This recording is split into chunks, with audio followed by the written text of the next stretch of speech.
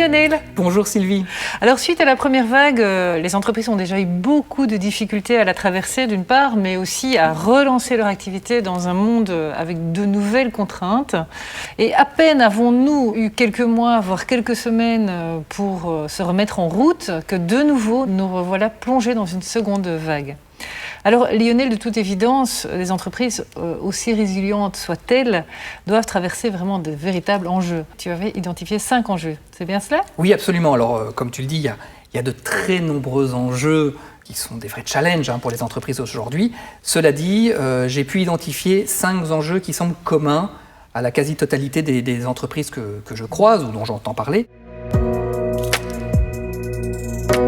Comment concilier d'une certaine manière, comment trouver un équilibre entre le e-travail et le présentiel afin de rester efficace, de continuer d'assurer la coordination ou la qualité du travail ou de ce qui est produit.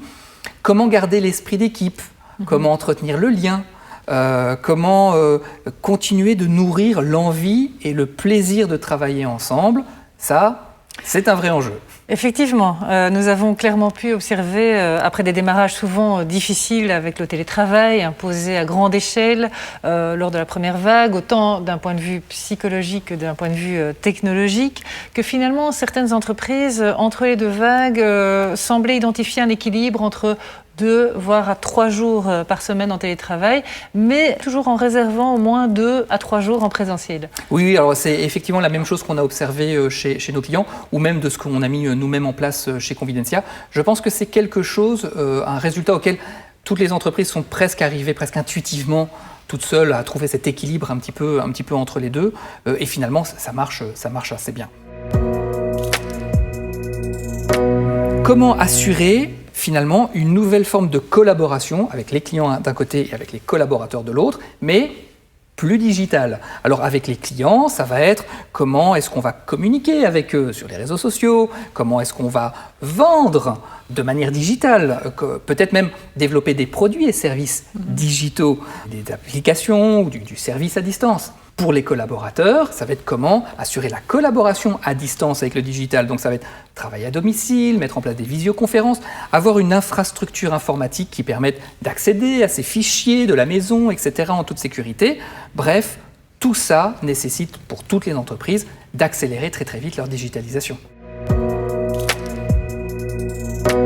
Comment créer des solutions innovantes pour redévelopper l'activité ? Juste avant, je parlais d'innovation digitale, mais le marché évolue très vite, il n'y a pas que ça.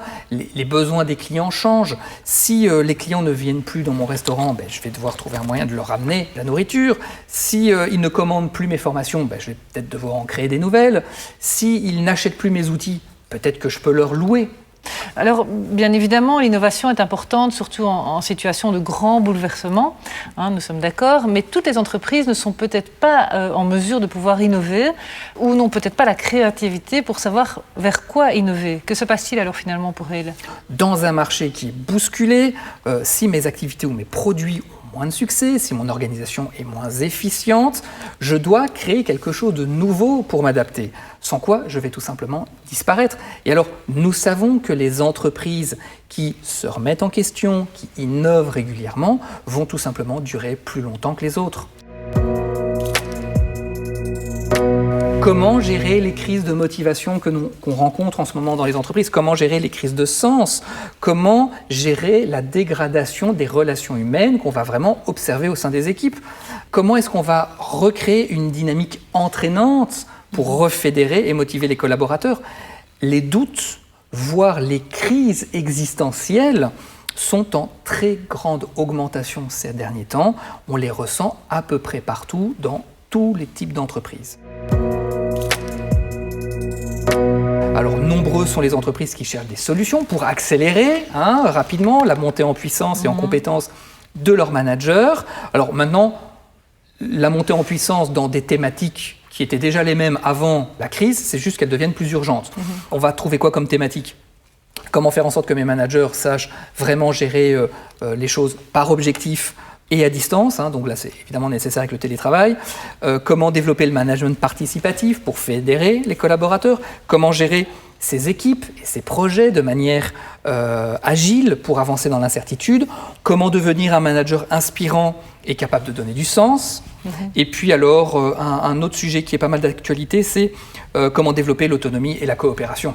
Mais tous ces enjeux, finalement, que les entreprises doivent réaliser, ça peut être colossal. Rien que l'impact, par exemple, sur les gens, sur la culture, la structure même de l'entreprise. Eh bien, justement, c'est parce que ça a un impact très important, comme tu le dis, sur la culture et la structure des organisations, que ça veut bien dire que tous ces enjeux sont l'opportunité d'être un accélérateur incroyable de transformation des entreprises.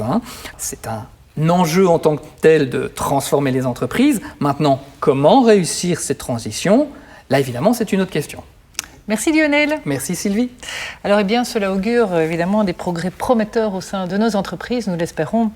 Je suis persuadée que ces enjeux sont fortement ressentis chez vous, les membres, enfin en tout cas j'espère aussi. D'ailleurs à ce sujet, n'hésitez pas à nous partager où vous en êtes en fait dans ces 5 enjeux et peut-être que vous avez développé d'autres enjeux que vous souhaitez nous partager. N'hésitez pas à le faire sur info@cercledulac.be. Prenez bien soin de vous et à très bientôt.